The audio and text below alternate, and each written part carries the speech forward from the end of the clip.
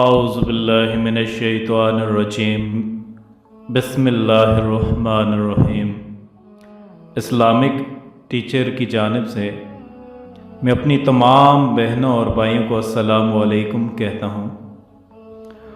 आज माह शाबान के महीने में एक ख़ास वजीफ़ा आपको बताना चाहता हूँ कि जो घर के आटे पर चंद सूरतें पढ़ के गूंदें और सबको खिला दें। इसके ये फ़वाइद हैं कि घर में जितने भी लड़ाई झगड़े होते हैं, जितने भी फसादात होते हैं, जितनी भी घर में खराबियाँ पैदा होती हैं, तो इंशाअल्लाह अल्लाह के हुक्म से वो सब दूर हो जाएंगी। जब घर में झगड़े इंतहा को पहुंच जाएं, और ये एक ऐसा ख़ास वजीफ़ा है और एक ऐसा अनमोल और कीमती अमल है कि जिसके वजह से लाखों तड़पते दिल और लाखों तड़पते घर राहत का गवारा बन गए। आज के इस फितने के दौर में अगर आप देखें तो हर घर में झगड़े होते हैं, नित नए झगड़े। शादी के बाद जो ही शादी होती है और शादी के बाद घर में इस हद तक लड़ाई झगड़े चले जाते हैं कि वो तलाक तक नौबत आ पहुंचती है। और आज के इस फितने के दौर में देखें, आए रोज़ अब ये खबरें आने लग पड़ी हैं कि तलाक की रेशो बहुत ज़्यादा बढ़ गई है। इस कदर तलाक़ें हो रही हैं, अब तो हर घर में शादी होने के फ़ौरन बाद नौबत लड़ाई झगड़े के बाद रिश्ता टूटने तक आ पहुंचती हैं। घर में नित नए फसादात, बच्चों के आपस में झगड़े, वालिदैन की आपस में नाफरमानी, घर में बेचैनी तकरीबन हर घर का मसला है। मैं पिछले साल का आपको एक वाक़या सुनाता चलूँ कि इसी माह शाबान में एक साहब मेरे पास तशरीफ़ लाए और अपने बच्चों की नाफरमानी की दुख बड़ी दास्तान सुनाते हुए इतना रो रहे थे कि वो हिचकी बन गई। उनकी दुख भरी दास्तान सुनकर मैं आपदीदा हो गया। मैंने उन्हें यही अमल इंतहाई तवज्जो और यकीन के साथ करने के लिए दिया और मैंने उनको अर्ज़ किया कि आप जितने यकीन और तवज्जो के साथ आप ये अमल करेंगे, अल्लाह पाक आपको इतना ही ज़्यादा नफ़ा अनायत फरमाएंगे। और उन्हें यकीन दिलाया कि आप ये अमल करें तो आप खुद देखेंगे कि घर में क्या असरात होते हैं। बार के वो हजरात घर चले गए और 5 माह बाद जब मेरी उनसे मुलाकात हुई तो वो फरमाने लगे कि जो बच्चे गालियां और धक्के देते थे और बात बात पर मुझसे लड़ाई झगड़े करते थे, बस जब से मैंने घर में अपनी वाइफ को, बच्चों की माँ को ये अमल बताने को कहा तो उन्होंने ये किया, तो आज वही बच्चे मेरे फरमाबरदार बन गए हैं।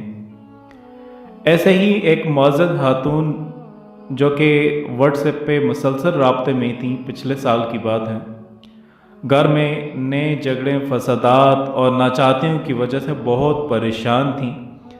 वो बताने लगी थी कि घर में झगड़े इतने बढ़ चुके हैं कि छोटी सी बात पर कत्लो गारत, और घर में हर वक्त छोटे भाई, इन्हें बाहर के किसी दुश्मन की ज़रूरत ही नहीं है। घर में भाई आपस में इस कदर लड़ते हैं कि एक दूसरे पर छुरियां और हाकी वगैरह तान लेते हैं।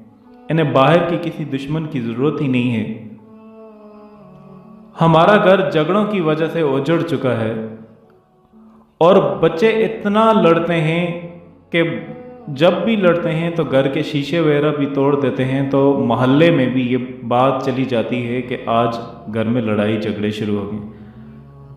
और वो कहने लगी, रो रो के कहने लगी कि बेटा मैं बहुत ज़्यादा परेशान हूँ, मुझे कोई ऐसा वजीफ़ा बता दें कि जिसकी वजह से ये सारी प्रॉब्लम्स ख़त्म हो जाएं। मैंने उन्हें यही अमल बताने को कहा शाबान के महीने में, और चंद माह बाद उनका दोबारा से व्हाट्सएप आया। बहुत खुश थी। उन्होंने खुशी का इज़हार इन अल्फाज में फरमाया कि मैं आपके पास उस वक़्त जब मैंने आपको अपनी शिकायत अर्ज़ की, जब मैं ज़िंदगी के तमाम चिराग जला चुकी थी और मौत के इंतज़ार में थी, आपने जो अमल बताया और इस अमल ने मेरे उजरे आंगन को एक नई बहार बख्शी।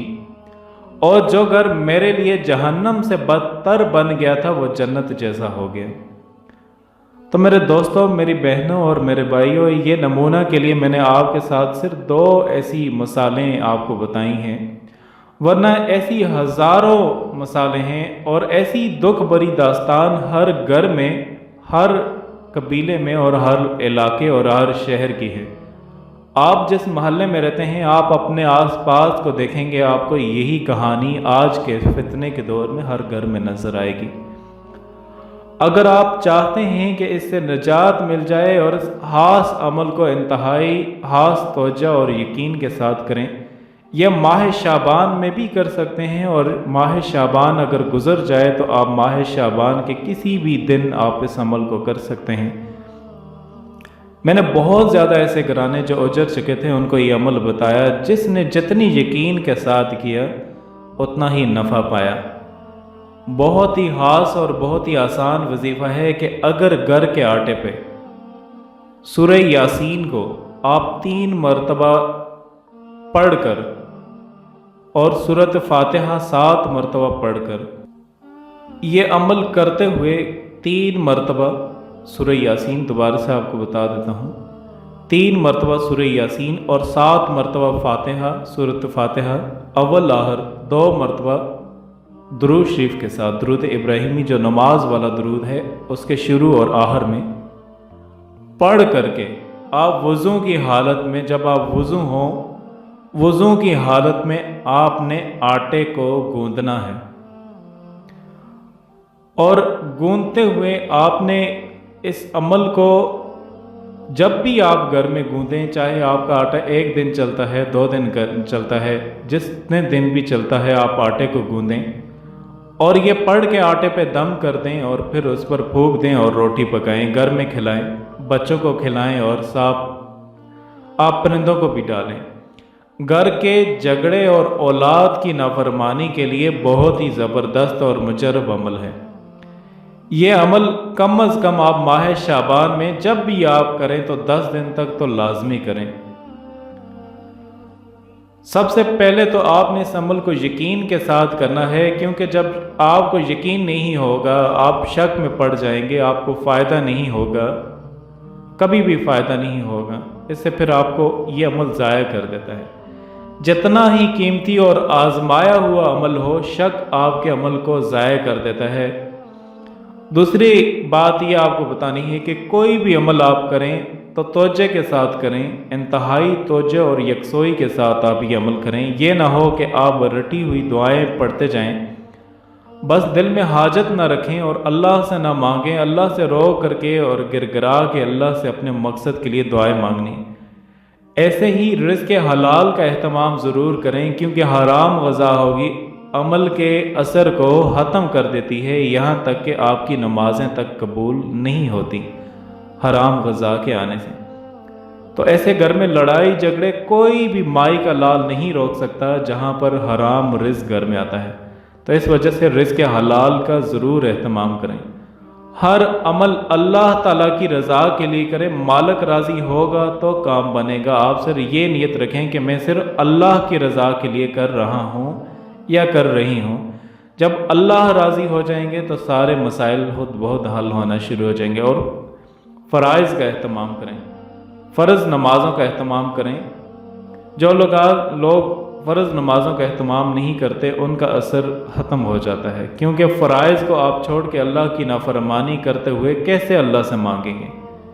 حرام کاموں سے بھی بچیں۔ حرام کام کیا ہیں؟ وہ کام جنہیں شریعت نے حرام قرار دے دیا ہے، ان کا ارتکاب روحانیت کو نقصان پہنچاتا ہے، تب عمل ثابت نہیں ہوتا۔